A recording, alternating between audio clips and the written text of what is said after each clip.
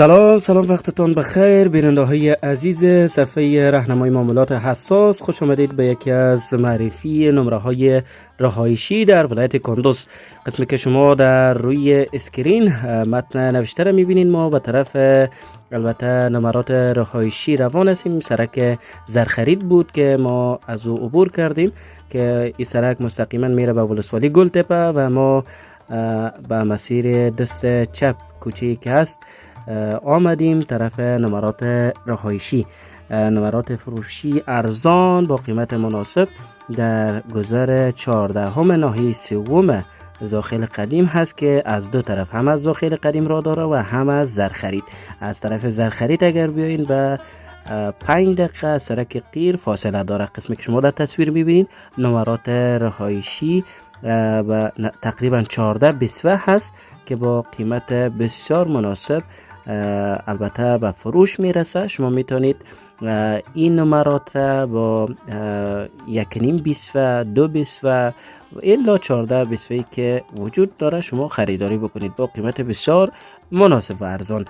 بیننده های عزیز، شما قسمی که میبینید در تصویر ساحه کاملا آباد هست. خانه هایی که در اطراف این نمرات فروشی قرار داره شما رو مشاهده میکنین.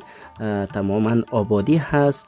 البته اینجا گذر 14 ناحیه سوم است که من پیشتر بر شما گفتم. قسمی که در آغاز ویدیو شما تماشا کردین، ما از سرک زرخرید آمدیم به این نمرات فروشی که در فاصله 5 الا 6 دقیقه بود که ما به اینجا رسیدیم. خب بیننده های عزیز، این نمرات رهایشی قسمی که در تصویر میبینید کوچه و طول البته 4 الی 5 متر است. از 5 متر بیشتر از قسمت که شما در تصویر میبینید و این نمرات رهایشی هم اینجا به 5 بیسوه تقسیم شده. دوستای عزیزی که پول کم دارن میتونن 1.5 بیسوه هم خریداری بکنن، 2 بیسوه هم خریداری بکنن. ما در خدمت هستیم. دوستان عزیزی که خواهان خریداری این نمرات فروشی هستند به شماره واتساپ که در اسکرین موجود است میتونن پیام بگذارن، تماس بگیرن، بعد از او تشریف بیارن به دفتر راهنمای معاملات حساس واقع زاخیل قدیم ناحیه سوم گذر 14 میتونن از نزدیک هم نمرات رهایشی را البته ببینن، معقولشان شد باز با تفاهم خریداری بکنن. بیننده های عزیز، تا